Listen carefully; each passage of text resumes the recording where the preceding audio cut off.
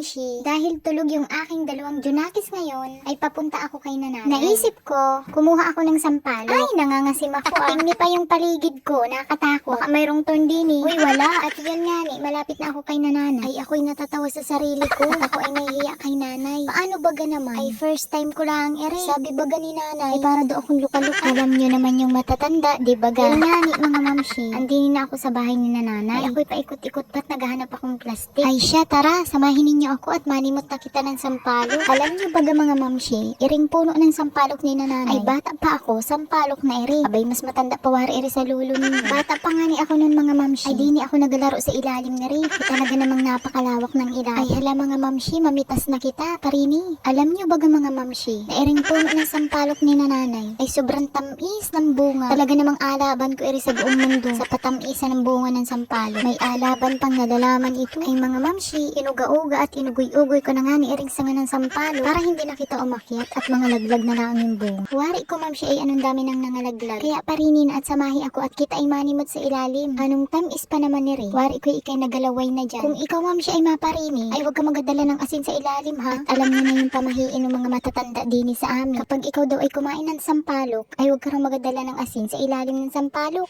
Patawari. Alam mo kung bakit? Yun daw ay maasin. Itong matatandang ito ang daming sabihan. Kaya isya, ganun talaga ang mga matatanda nung una. Tingni pa naman, anong daming bunga ng sampalok. Ay buyo-buy. Iring punong iri mamshi ay mababa naman iri. Kahit ikaw ay nakaupo, ay abot na abot mo talaga. Teka daw muna at atikman ko muna. Ako'y kanina pa nagalawa.